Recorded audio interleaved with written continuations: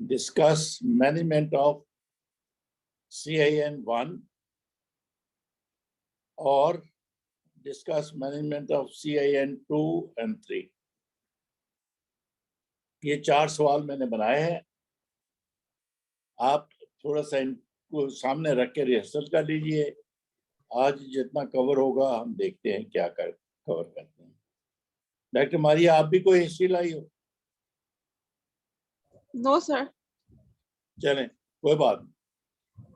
आप कहाँ से हो मारिया? सर एबटाबाद। माशाल्लाह। ये इस तरह स्काइप पे या जूम पे करने का ये एडवांटेज है कि all the girls from Peshawar to Karachi can participate.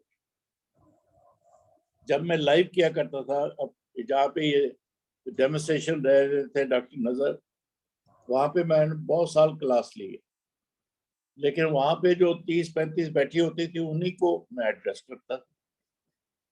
बाद में हम यूट्यूब पे डालते थे, लेकिन वो यूट्यूब में मेरी समझ में इतना इंटरेक्टिव नहीं हो सकता जैसे ये होता है। तो ये कोरोना की वजह से हम इस पे आ गए, and I like to continue this because it benefits large number of students. चलिए, तो डॉक्टर मारिया, फिर हम पहला क्वेश्चन जो है जो आपको दिया गया है, आपके पास हैं 7 minutes to answer. बोलिए, what are screening methods for CA cervix? First of all, the method we follow is visual inspection of the cervix through speculum. On that we inspect it, and if any abnormality, then we can follow it by Pep Smear, that is usually done, or high risk human papilloma virus that is now recommended as the first screening method. थोड़ा सा आप slow down हो जाए। तो हाँ, मैं थोड़ा आपने फरमाया कि इसको मैं थोड़ी सी आपके स्टेटमेंट को इम्प्रूव कर देता हूँ।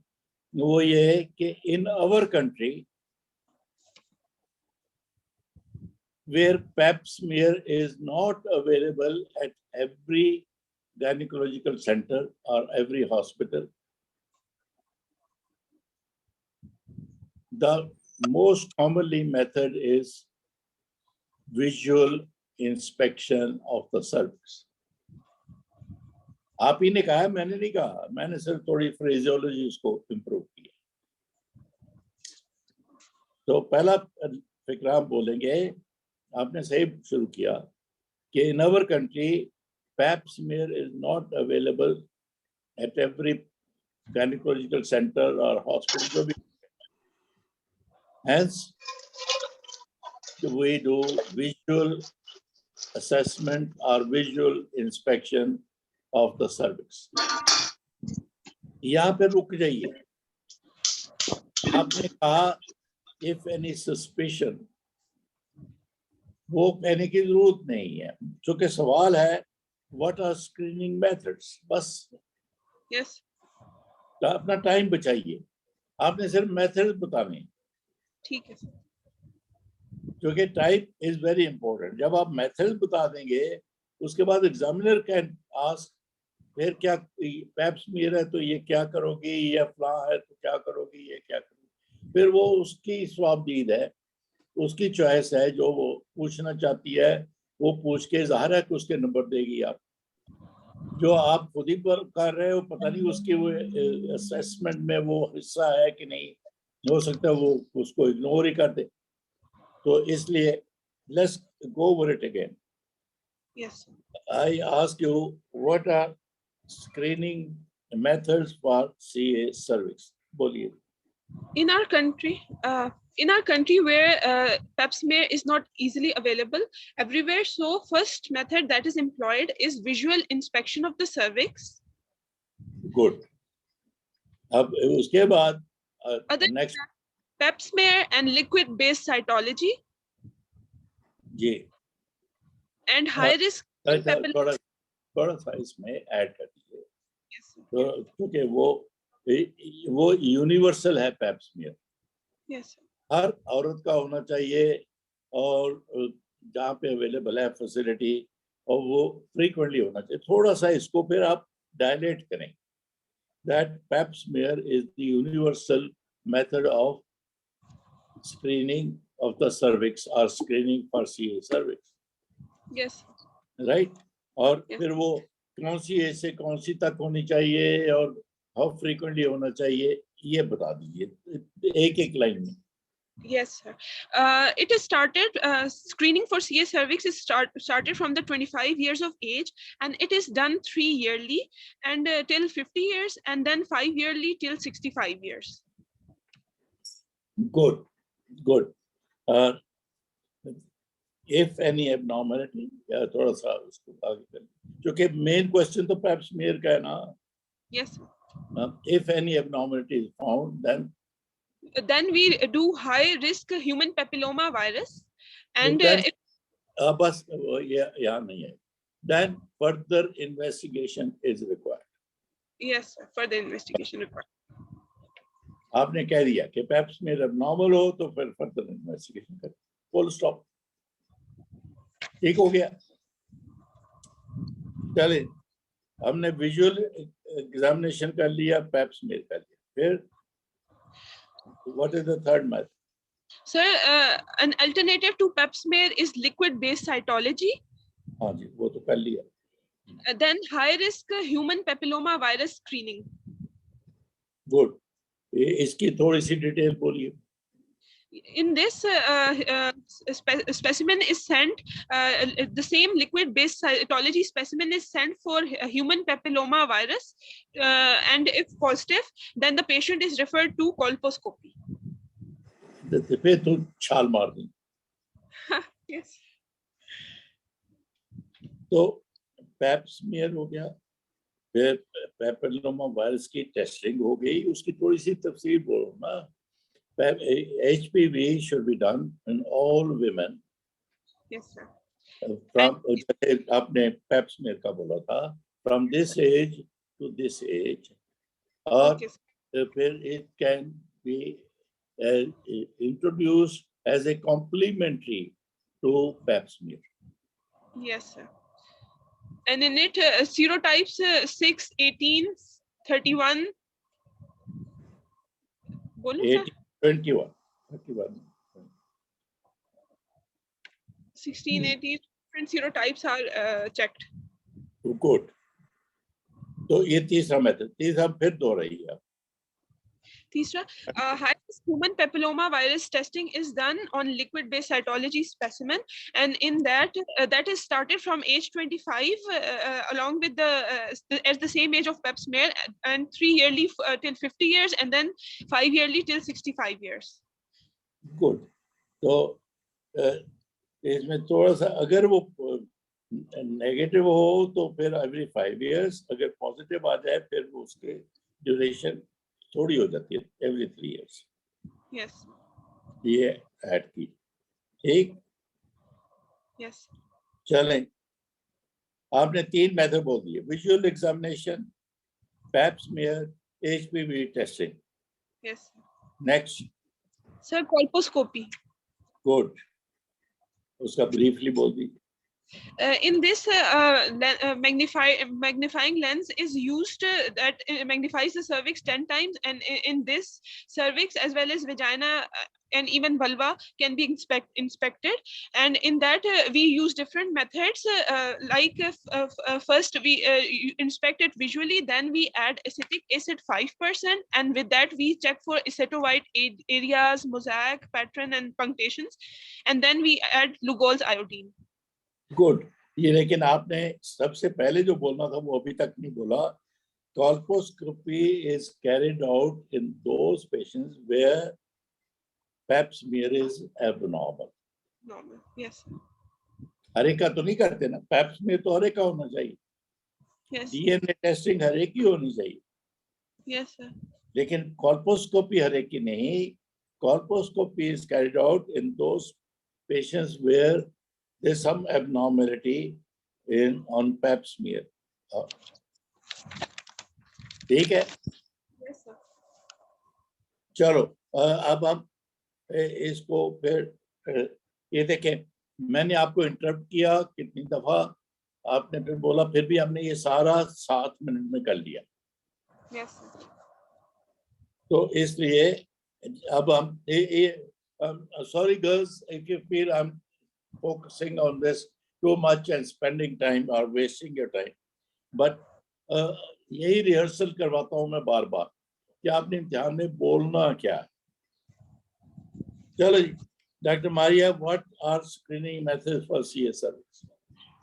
This different screening methods are firstly in our country when there is Pep Smear is not widely available, then we do visual inspection of the cervix through speculum examination, and then the next method is Pep Smear.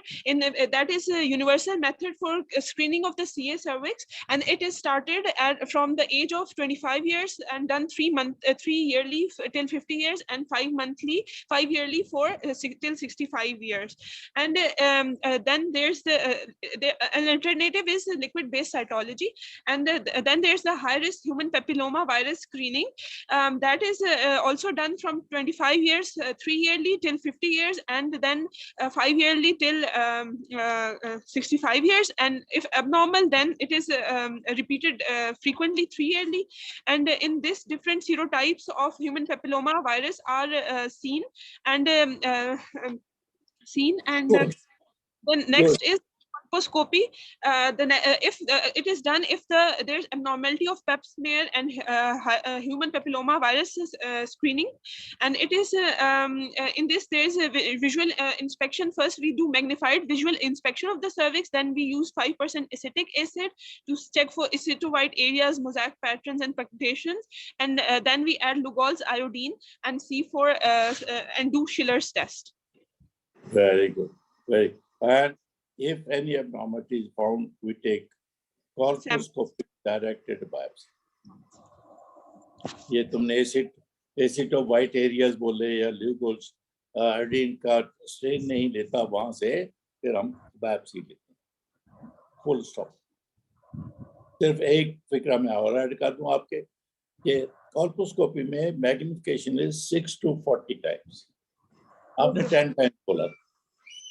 Yes, तो वो उसमें जैसे microscope में होता है high power low power, तो उसमें भी है, तो magnification is 6 times to 40 times। ठीक हो गया? yes sir. चलें, अब आगे हम आ जाते हैं कि अगर कॉल्पोस्कोपी में कोई एबनॉर्मलिटी आ गई, आपने बायोप्सी ली, Yes. तो और उसमें सस्पिशन आ गई, वो वेरियस लेवल्स ऑफ सस्पिशन आप बताइए मुझे, और फिर उसको मैनेज कैसे करें? So Yes, sir. management of abnormal findings at colposcopy. Yes, sir. Firstly, there are the pre-invasive diseases that include SIN1, when 1/3 of the cervix is abnormal dyskaryosis, in the 1/3 of the cervix abnormal changes, then in 2/3 of the epithelium when there are changes, then it is called as SIN2, and when the whole epithelium is involved, then it is SIN3. If SIN1 comes on, sir, I will tell the latest वो जिसमें human papilloma virus पहले करते हैं। जी, वो तो आपने बता दिया ऊपर। So if there is SIN1 on colposcopy, then we will discuss the findings with the patient. If the patient is willing for follow-up, then we will ask her to come at 12 months, and we will again do human papilloma virus testing. If it comes negative, we will repeat at 12 months. If 2 samples come negative, then we will tell the patient to come at routine recall, that is 36 months. But if the human papilloma at the first 12 months recall is positive, then we will do cytology. If the cytology is negative, then we will ask the patient to come after 12 months and do human papilloma. If it's negative, then she'll come at routine recall. But at the 12 months, if cytology is positive, then we'll do cytology is negative and HPV is positive. So like this 2 HPV comes positive, then we will tell her to come at routine recall, that is no changes are are happening, that is 36 months. And if the at 12 months the human papilloma virus cytology is abnormal, positive, and cytology is also abnormal, then we'll go for colposcopy. तो फिर जो अगर positive आता है तो फिर क्या करोगे? सर पॉजिटिव आता है HPV और साइटोलॉजी भी जी, कॉल्पोस्कोपी करेंगे, उस पे फिर सिन 1 आता है। और उसके तुमने एसिटो वाइट एरिया की बायोप्सी ले ली और वो भी बताता है कि वहाँ डिस्कोरियोसिस है या नॉर्मल सेल्स। Yes sir, फिर we'll discuss with the patient. We'll if her family is not complete, we'll offer her LETs, and if it's complete, then we'll offer her, if she wants, then we can offer hysterectomy, although LETs will be sufficient for the patient. तो वो अगर family complete नहीं है तो फिर क्या करोगे? There are different ablative and excisional methods. Excisional methods include large loop excision of the transformation zone, laser cone biopsy, and knife cone biopsy, and there is needle cone biopsy. These are the different methods that are excisional. In that, the biopsy sample also. It's called conization. I'll do conization. Yes, deconization. कौन डालेंगे, किस तरीके से वो आपने बोला, वो cryo से भी हो सकती है, थर्मो से भी हो सकती है, एक्सीजन से भी हो सकती है। Right, very good. अब हम डिस्कस करने वाले हैं कि पेप स्मीयर एज सच, तो मुझे बताइए कि पेप स्मीयर की रिपोर्ट्स कैसी होती है? Sir, on Pep Smear, there is either no dyskaryosis, mild dyskaryosis, moderate, or severe. Now, the latest classification is that the type mild dyskaryosis is known as low-grade squamous intraepithelial neoplasia, and high-grade is known as. इनको ऐसे बोल दिया LSIL और HSIL, ये बोला। हाँ, ये classification जी, ये इस क्लासिफिकेशन का जो लो और हाई है, इसका कोई नाम है किन्होंने डिस्क्राइब किया?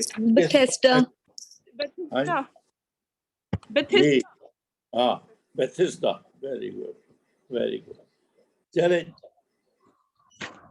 माशाल्लाह पढ़ के आई हैं। I am glad. तो अब हम दूसरे पेशेंट पे आते हैं। पेशेंट एज 30, पैरा 4+2, आई वजाइनल डिस्चार्ज के साथ उसकी एक्टोपी की, तो और जब आपने पेप स्मीयर किया तो वो आ गया high grade SIL। yes sir. हाँ, इसका क्या करें? Sir, we'll go for high risk human papilloma virus. वो हो गया, वो पॉजिटिव है। Sir, we'll go for colposcopy. Very good. तो वो अगर कॉल्पोस्कोपी पे लगा के ये लो ग्रेड SIL है, सर कॉल्पोस्कोपी पे हम सिन 1 या सिन 2, 3 की मैनेजमेंट करेंगे ना। अगर सिन 1 की मैनेजमेंट मैंने बता दी ना, और अगर सिन 2, 3 अगर वो लोग है फिर उसको सिर्फ कॉल्पोस्कोपी रिपीट करोगे ना 6 महीने बाद। जी जी जी। अगर हाई ग्रेड है फिर उसकी वो जो तुमने अभी बोला वो करेंगे। ठीक है? Yes sir. Excuse me sir, sir new guideline में ये है कि अगर हमारे पास डिस्क्रिपेंसी होगी ना, मतलब अगर मेरे पास है कि हाई ग्रेड लेजन है और कॉल्पोस्कोपी पे लो ग्रेड आ गया तो भी हमने इसकी बायोप्सी लेनी है, न्यू गाइडलाइन में। जी, कॉल्पोस्कोपिक बायोप्सी और फिर उसका फॉलो जो भी यही है। आपने सही कहा।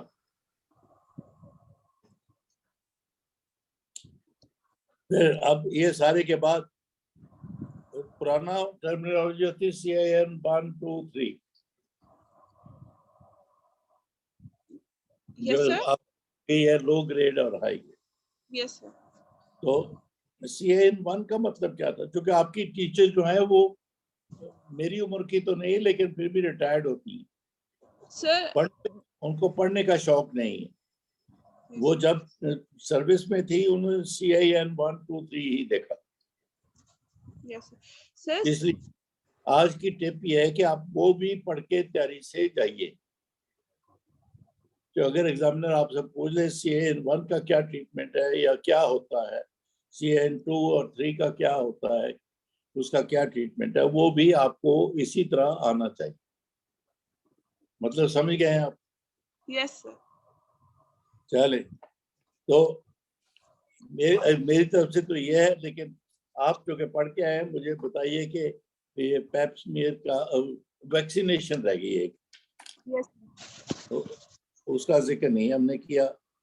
ये वैक्सीनेशन क्या है, यस कि सर। क्या एज ग्रुप को देनी चाहिए और क्या डोजेज हैं और कितनी फ्रीक्वेंसी, यस बता दीजिए। सर, ये 3 टाइप्स ऑफ वैक्सीन्स हैं, सर्वरिक्स, गार्डासिल 4 एंड गार्डासिल 9। इसकी जो डोज है वो जो एज है वो 9 से 14 इयर्स तक हमने दे देनी चाहिए ना, बेहतर ये। और उसके बाद भी हम दे सकते हैं 25। इसको ऐसे कह दीजिए, इतने यंग में हमारे पास अभी कल्चर नहीं चला। Before marriage, before first quarters, yes sir. क्योंकि HPV ट्रांसफर होता है थ्रू क्वार्टर्स। Yes sir. अपने मुल्क में क्वार्टर्स का रिवाज नहीं है बिफोर मैरिज। Yes sir. बाहर के मुल्कों में they become sexually active when they are in high school, तो कोई उसको बुरा भी नहीं मानता। अपने मुल्क में सेक्सुअल एक्टिविटी शुरू होती है पोस्ट मैरिज। Yes sir. तो इसको हम इस तरह से कह सकते हैं इम्तिहान में, the vaccination should be given before first quarters. Yes sir. Yes That will be good for West as well as Pakistan. Yes Really. So vaccination should be given before first quarters. coitus. And there are 3 types of vaccinations. Cervarix, which includes the vaccine against the serotypes of HPV virus 16 and 18. Then Gardasil 4, that includes 6, 11, 16 and 18. That also covers the warts producing virus, human papilloma virus.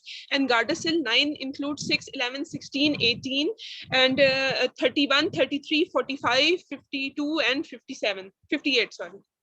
Most of those. हालांकि जो limited virus को cover करती है, तो most common virus जो cause करता है papilloma virus वो तो 18, 19, 21, 16, 18, yes sir. 16, हाँ 16। तो yes. वो फिर वो भी कवर कर लेता है, लेकिन दूसरों का क्लेम ये है कि हम तो सारे बाकी के जीन्स भी कवर करते हैं। Yes sir. गुड। फिर ये देते and yes sir. And Cervarix is for 5,000, Gardasil 4 is for 10,000, so and Gardasil 9 is I think for 12,000. So the expenses also discussed with the patient, and it is administered at 0 month, 1 month and 6 months. Very good. Has viral polysaccharide capsid and produces antibodies against the capsid. So we don't give the live virus, just the capsid. And it provides 80 to 90% protection against cervical CA. वो 10% को क्यों नहीं cover? सब पता नहीं, बस वो रह जाते हैं। हाँ, इतना आसान सवाल और तुमने कैसे कह दिया? बाबा 70% प्रिवेंट करती है, 80 to 90 नहीं, 70%। ये लिखा है। देखिए, हम कहते हैं जी सर्कमसाइज हस्बैंड्स में कम है और अनसर्कमसाइज में ज्यादा है। वहाँ जरूरी तो नहीं पेपिलोमा वायरस गया है, वहाँ कार्सिनोजेंस और भी हो सकते हैं। Yes sir. सो जो आपने 90% कवर कहा है, 10% में कार्सिनोजेंस जैसे स्मोकिंग के साथ रिलेटेड है। Yes sir. तो इसी तरह so the 10% are because of other carcinogens. Yes, sir. Like uncircumcised husband, smoking, और जैसे multiparity as such. In तो addition, sir, उस वजह से 100% कवरेज नहीं है, लेकिन अदर फैक्टर्स रिमेन. जी. in addition to, sir, there are more than 100 types of HPV viruses, and your HPV vaccine is not covering to all.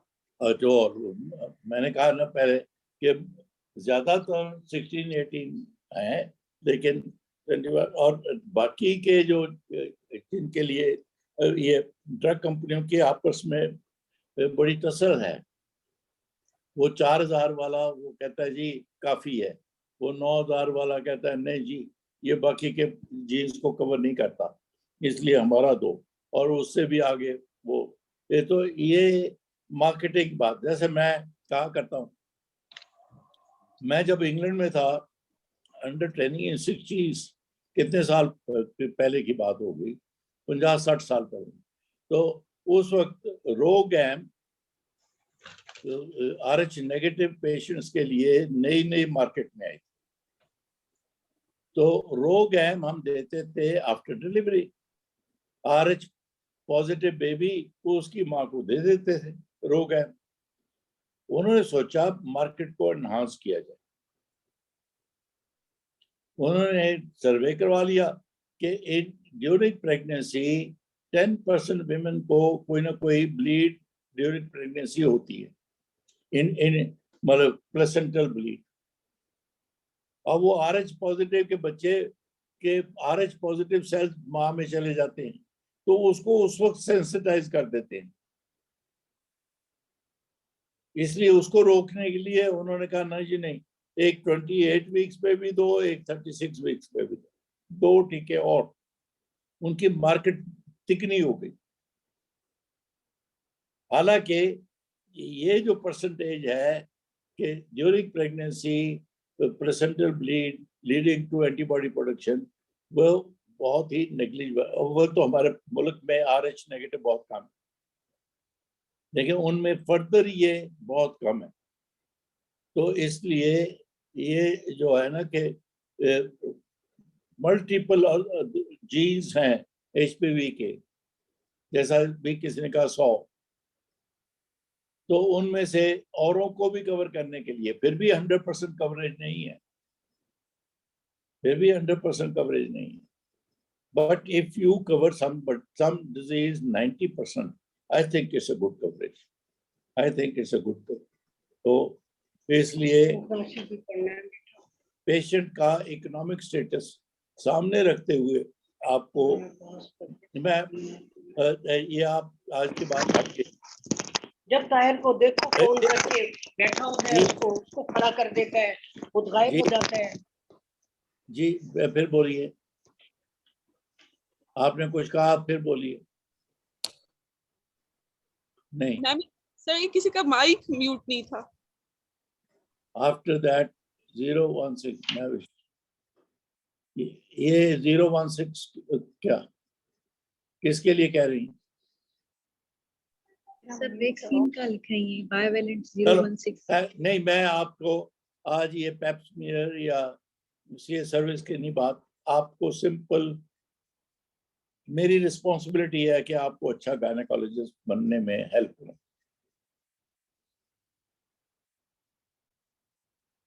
अब बात यह है, जब आपके पास पेशेंट आता है, बार बार आपको कहा जाता है, दोहराया जाता है, treat patient not the disease. ये मशहूर 4000 साल पहले किसी ने ये बात कही, treat patient not the disease. अब मैं मिसाल दिया करता हूं कि एंडोमेट्रियोसिस, पहले कहते थे मीरों की बीमारी, अब तो लगता है सबकी बीमारी. एंडोमेट्रियोसिस का आप टेक्स्ट बुक पढ़ें तो उसका ट्रीटमेंट सिंपल फैमिली प्लानिंग की ओरल कंट्रासेप्टिव पिल भी है. साइक्लिकल हार्मोन दे दीजिए उसको. और ओरल कंट्रासेप्टिव पिल की कॉस्ट है 4 रुपए पर मंथ। और एंडोमेट्रियोसिस का ट्रीटमेंट इंजेक्शन जोलाडेक्स भी है, उसकी कॉस्ट है 10,000 या 12,000 रुपए। अब जैसे मैंने अभी पहले बोला, you treat patients not diseases. और आपके पास एक ऐसी मरीज आती है गरीब, मैं कहता हूँ इस कोविड के बाद इन्फ्लेशन, हम सब गरीब हो गए हैं। किसी की इनकम 2-4 लाख रुपया पर मंथ है, वो भी बजट पूरा करती है। घर का किराया उसके मुताबिक है, बच्चों के एजुकेशन उसके मुताबिक है, तो सब कुछ उसके मुताबिक है। वो भी 25-26 को पैसे खत्म हुए होते हैं। 25,000 वाले का तो खैर हाल क्या है। तो आपको जब एंडोमेट्रियोसिस का पेशेंट आए, इवेलुएट करना चाहिए, is she a patient for 4 rupees a month और is she a patient for 10,000 rupees a month। और आप कहें जी एफिकेसी ये वो, पर वो अफोर्ड, आपने 10,000 रुपीज का टीका लिख दिया, वो अफोर्ड ही नहीं कर सकती, वो लगवाएगी नहीं, उसको बेनिफिट क्या होगा। तो इसलिए treat patients not diseases, treat patients. मतलब मैं फर्टिलिटी की प्रैक्टिस है मेरी, काफी सारे मरीज देखता हूँ। टेक्स्ट बुक में फर्टिलिटी के, सब फर्टिलिटी के जो टेस्ट लिखे हुए हैं, हार्मोन्स से लेकर शुरू होके लंबी सी लिस्ट है। FSH, LH, प्रोलैक्टिन, E2, फिर टेस्टोस्टेरोन कर लीजिए, DHEA करके पॉलिसिस्टिक ओवरीज का वो कर लीजिए, फिर थायराइड के टेस्ट कर लीजिए, T3, T4, TSH। ये you keep adding these tests, believe it। अगले पेज पे सब फर्टिलिटी में लिखा हुआ है, आपको कंफर्म करना है कि वो ओवुलेट करती है कि नहीं करती। ओवुलेशन का सही तो टेस्ट है 21st डे के पे प्रोजेस्टेरोन P4 का टेस्ट, लेकिन उससे पहले जो आसान टेस्ट है वो AMH है या FSH है। AMH तो कभी भी साइकिल में हो सकता है, FSH साइकिल डे 2 होता है। मैं वो भी कभी भी करवा लेता हूँ FSH, जो कि मेरे पेशेंट लाहौर में आते हैं, कोई शहर से बाहर से, कोई गुजरांवाला से, कोई इस्लामाबाद से, पेशावर से, इधर से साउथ से भी। उनका साइकिल डे 2 कहूँ तो वो बेचारों का जाना आना वापस आना मेंसेस के दूसरे दिन, it will, I don't know, इसके लॉजिस्टिक्स बड़े मुश्किल हो जाते। सिर्फ FSH उनका रिपीट करवाता हूँ जो हाई आ जाता है। अगर नॉर्मल है किसी भी दिन, इसका मतलब she is producing FSH normally, interpret के पॉसिबली ओवुलेटिंग है। एक टेस्ट करवाता हूँ, पता है 200-300 रुपए का वो टेस्ट, बाकी नहीं करवाता। पेशेंट की जेब देखो, उसी के मुताबिक उसके टेस्ट, उसी के मुताबिक उसका मेडिसिन। अगर आज की क्लास में हमने पेप स्मीयर आधे घंटे में खत्म कर लिया, मैं समझता हूँ मैं I have used this time well for your practice. आप मरीज की जेब का ख्याल रखिए, खा उसको all those tests which are written in the book. आप मुझे कहे या आर्गू करें, सर किताब में तो ये सारा लिखा हुआ है।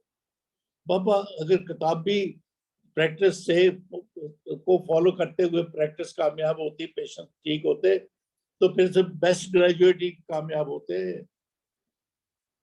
उनको किताब का सारा इल्म है। क्या हर शहर में बेस्ट ग्रेजुएट ऑन टॉप है? नहीं है।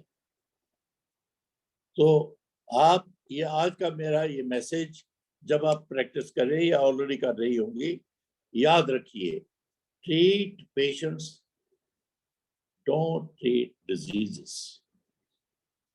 मैंने एंडोमेट्रियोसिस की मिसाल दे दी आपको, उसका हर तरह का इलाज,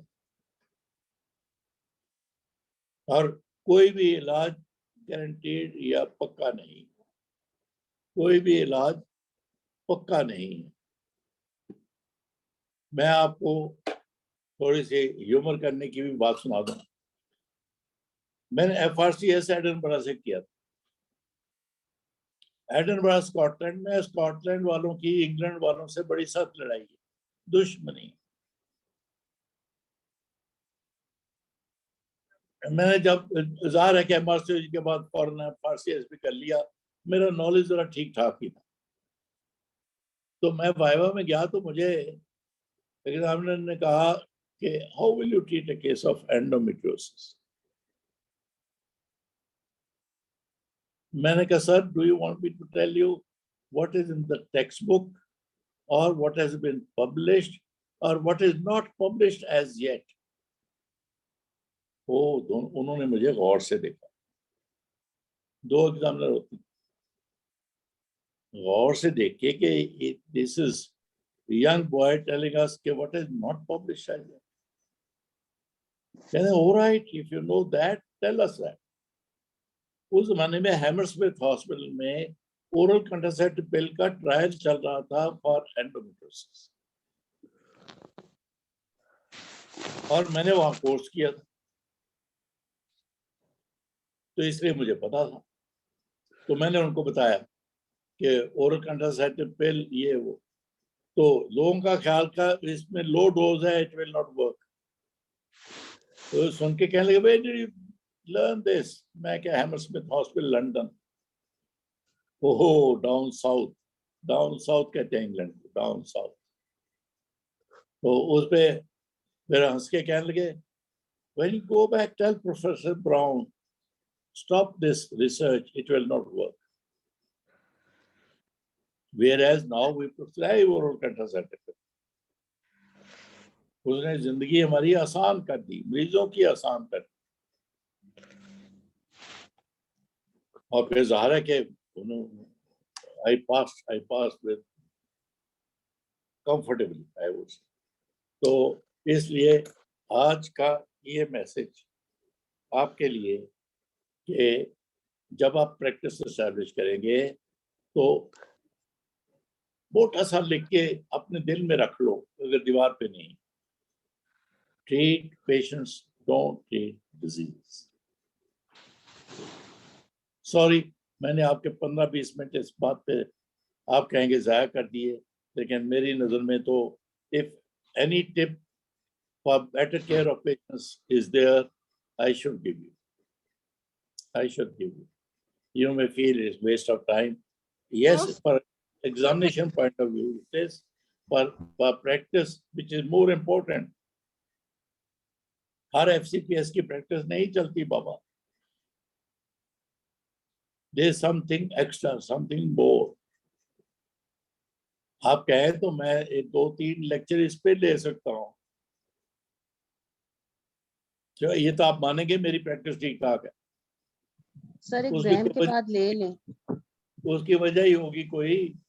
I would love to share it with all of you कि आप क्या करें, what are the do's और what are the don'ts। चलें, डॉक्टर मारिया। Yes, sir. पहले तो आई मस्ट थैंक यू कि आप पढ़ के आई। हाँ, Sir, for teaching us.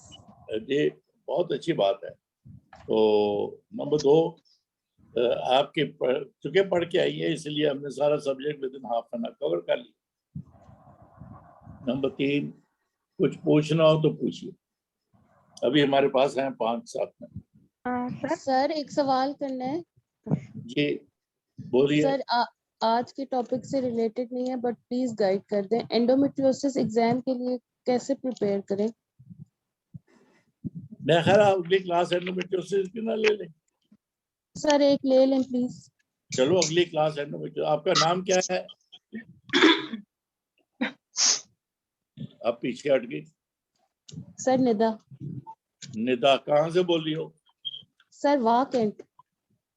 वाह कैंट से निदा। अगली दफा हम एंडोमेट्रियोसिस डिस्कस करेंगे और आप प्रेजेंट करेंगे। अच्छा ठीक है सर। सर एक सवाल है। Endometriosis good subject, I love to talk about it, क्योंकि काफी कॉमन प्रॉब्लम है और मुसीबत ये है कि इसकी क्योर कोई नहीं, लेकिन फिर भी हमें तो डील करना है, हमें तो पेशेंट को रिलीफ प्रोवाइड करना है। तो गुड, अगली दफा डॉक्टर निदा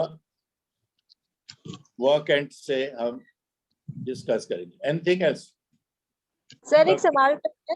आज का केस था ये 30 इयर्स वाला पैरा 2+2 वाला ना, इसमें हम थोड़ी सी शॉर्ट हिस्ट्री नहीं लेंगे कि इसमें जो सिन आया है, आपने हाई ग्रेड सेल दिया था, ये फर्स्ट आया है या सेकंड टाइम आया है? Spider-Man, I was too focused on the discussion. आपकी बात बिल्कुल टेकन, बिल्कुल आपने सही, ऐसे बताया करें, ऐसी बातें बताया करें कि ये मिस हो गया, तो क्यों नहीं, बिल्कुल ठीक कहा आपने कि उसमें आना चाहिए। पहले मैं हिस्ट्री लूंगी, बस I'll take detailed history related to CA cervix, बस इतना कह दीजिए। हर वो सारी बातें ना बोलिए, वो स्मोकिंग, वो डायबिटीज, वो पास्ट फैमिली हिस्ट्री, और वो क्या है जिसमें सीए ब्रेस्ट, कोलन और एंडोमेट्रियम हो जाता है। सर एक पेशेंट अगर आपके पास आती है, मॉडरेट डिस्केरियोसिस आता है और आप उसकी बायोप्सी करते हैं, लेकिन उसमें बिल्कुल नेगेटिव आ जाती है कोल्पोस्कोपिक बायोप्सी, तो उसमें जो है गाइडलाइन में ये है कि आप विद इन 2 मंथ्स एमडीटी में इसको डिस्कस करते हैं इस केस को। तो सर 6 मंथ वाला उस वक्त है जब सिन 2 सिन 3 आता है, आप उसकी लीड्स ट्रीटमेंट करते हैं, उसके बाद 6 महीने के बाद आप उसको एचपीवी रिवाइज करते हैं। अगर वो नेगेटिव है उसको 36 महीने बाद बुलाएंगे, अगर वो पॉजिटिव आ जाती है उसके बाद फिर साइटोलॉजी कॉल पर अपने उसी वक्त करनी होती है। जी जी बिल्कुल ठीक, आप बिल्कुल आप सही कह रही। अगर कॉल्पोस्कोपी करेंगे, कोई भी सस्पिशन आ जाए स्मीयर की, तो next step is colposcopy. Colposcopy पे फिर colposcopic directed biopsy, then proceed according, ये बोलेंगे आप। मैं दोहरा देता हूँ, ये if pap smear is suspicious, low grade वाली को छोड़ दो, हाई ग्रेड सस्पिशन है, तो आप कहेंगे नेक्स्ट स्टेप इज के कॉल्पोस्कोपी करेंगे। थोड़ा सा जो किताब में नहीं लिखा हुआ हम कहीं कहीं प्रैक्टिस करते हैं कि जहाँ पे कॉल्पोस्कोप अवेलेबल नहीं, वहाँ ल्यूगोल आयोडीन डाल के, वो जो बोला था डॉक्टर मारिया ने कि वो नॉन स्ट्रेनिंग एरियाज जो हैं वो सस्पिशियस हो जाते हैं, फिर वहां से वापसी ले लेंगे अगर कॉल्पोस्कोप अवेलेबल नहीं। लेकिन पहले आप अवेलेबल, एक मिनट पहले आपके आंसर में as if colposcope is available to you, उस तरह से बोलना है, उस तरह से बोलना है। तो खैर फिर वो जो स्टेन नहीं हुआ या कॉल्पोस्कोप वाइट एरिया है, वहां से बायोप्सी ले लेंगे, फिर बायोप्सी की जो रिपोर्ट होगी नेगेटिव आ गई, फिर आप उसको नेगेटिव रखेंगे, लेकिन फॉलो अप जैसा आपने कहा शुरू में ईयरली, फिर वही 3 साल 5 साल वाली बात वो करेंगे।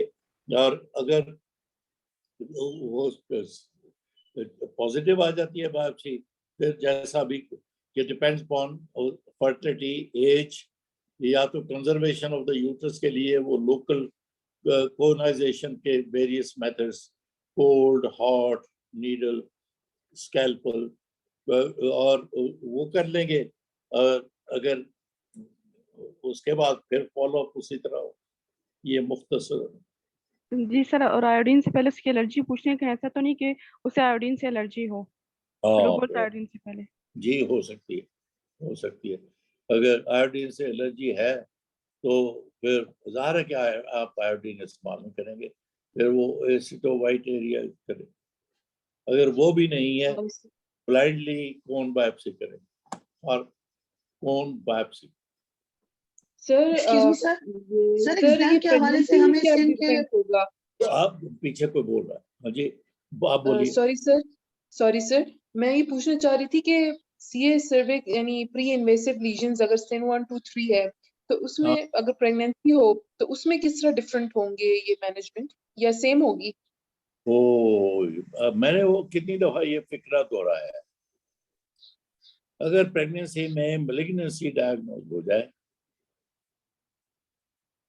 Treat malignancy, forget pregnancy.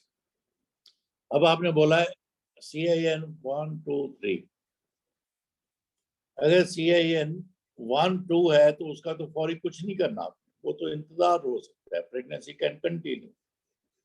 CIN 3 जिसमें फ्रैंक मैलिग्नेंट सेल्स नजर आ रहे हैं, उसके आप कहिए कि ये आई विल असेस कि ये इन्वेजिव कार्सिनोमा है। अगर इन्वेजिव है, forget about pregnancy, treat malignancy.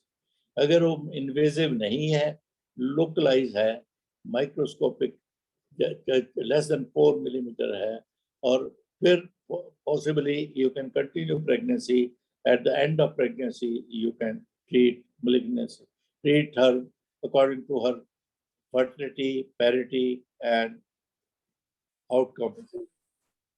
Sir invasion का तो हमें बायोप्सी से पता लगेगा, तो फिर हम वही ना, बायोप्सी करने में कोई हर्ज नहीं। तो सर ड्यू हर्ट्स में लिखा है ना कि बायोप्सी काफी रिस्की होती है, मतलब हेमरेज होता है काफी। भी वो जी बिल्कुल रिस्की है, no doubt, any intervention during pregnancy is risky. CVS, chorion villus sampling, उसकी कॉम्प्लिकेशन बोलो है कि नहीं? सर है, प्रेगनेंसी लॉस है, है ना, प्रोम है, और कोरियो भी अगर सारा कुछ है कि नहीं CVS का? जी जी है सर। फिर भी आप CVS जहाँ इंडिकेटेड है करते हो, बिल्कुल। यानी आप नहीं करते, किताब में तो लिखा हुआ है ना करो। जी sir. Although I personally feel, आज का ये टिप दूसरा ले लीजिए कि आजकल के ज़माने में NIPT, non invasive prenatal testing, NIPT उसका ब्रांड, ये तो जेनरिक नेम है, ब्रांड नेम जो मार्केट टेस्ट हमारे पाकिस्तान में हो रहा है उसका नाम है हार्मोनी टेस्ट, जो 8 to 10 वीक्स पे मदर ब्लड पे हो जाता है। सो उस पे ना CVS की जरूरत है, ना एमनियोसेंटेसिस की जरूरत है। So the negative feature about that is महंगा है, 50-60 हजार रुपया खर्च होता है। जो CVS करता है वो भी तो कुछ ऐसे ही पैसे ले लेता होगा, एमनियोसेंटेसिस करता है वो भी तो कुछ पैसे ले लेता होगा, इसलिए कोई खास फर्क नहीं है कॉस्ट।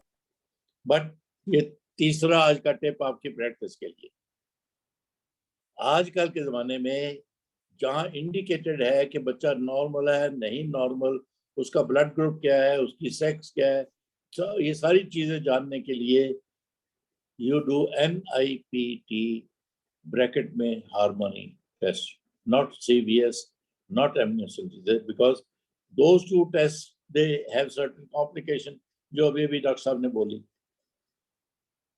इंक्लूडिंग प्रीटर्म, मतलब pregnancy loss in any form, और उसकी ब्लीडिंग और पता नहीं क्या क्या। ये NIPT ये सारा नहीं है, ये सारा नहीं है, इसलिए आप अपनी प्रैक्टिस में अडॉप्ट करेंगी NIPT instead of CVS and amniocentesis.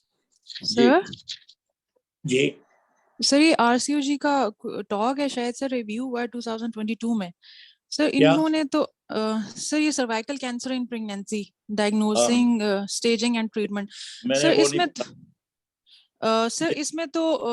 इसमें तो वो जो है ना उन्होंने डिवाइड कर दिया है लेस देन 22 वीक्स और मोर देन 22 वीक्स, और सर फिर उसी एक मिनट, हमारे मुल्क में वो 22 वीक्स अभी नहीं है, अभी भी 28 वीक्स है। जी सर, तो सर हमसे अगर एग्जाम, एक मिनट, वहाँ बाहर के मुल्कों में 22 वीक्स को वायबिलिटी की एज समझने लगे हैं। जी सर, हमारे मुल्क में 28 वीक की वायबिलिटी भी बड़ी डाउटफुल है। जी सर, इसलिए पहली बात आप यही कहिए इम्तिहान में कि गाइडलाइन से 22 weeks, but in Pakistan it is still 28 weeks. Okay sir. और सर उसमें वो लोग सर उसमें ये कह रहे हैं कि लिम्फ नोड डायसेक्शन कर रहे हैं, अगर वो पॉजिटिव आ रही है तो लेस देन 22 वीक्स पे फिर टॉप करनी है, और अगर मोर देन 22 वीक्स है तो फिर उसको न्यू एडजुवेंट कीमो देनी है, और सर फिर डिले ट्रीटमेंट आफ्टर डिलीवरी।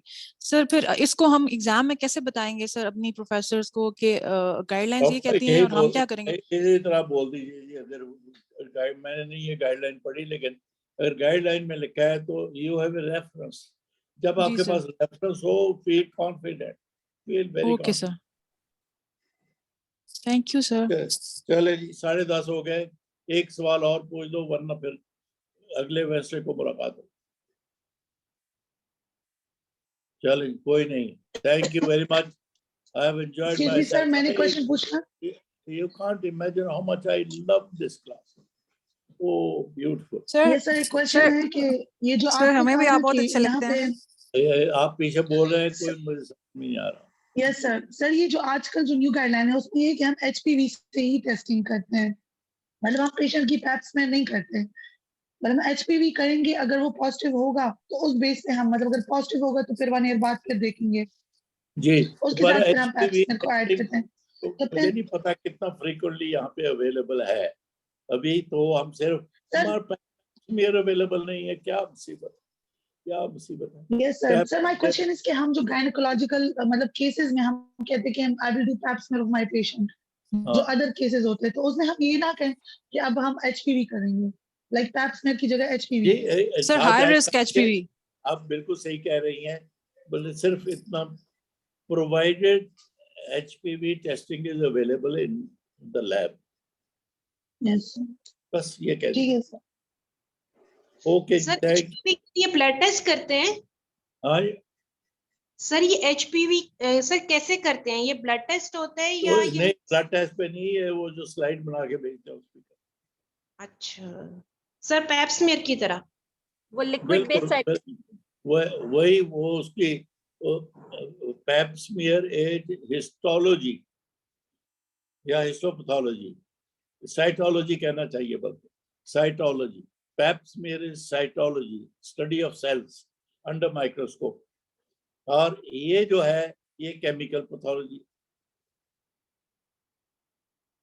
लेकिन उसी स्पेसिमेन पे होता।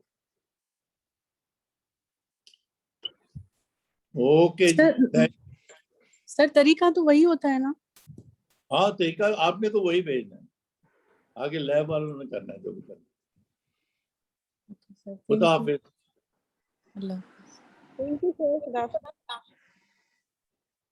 Thank you sir.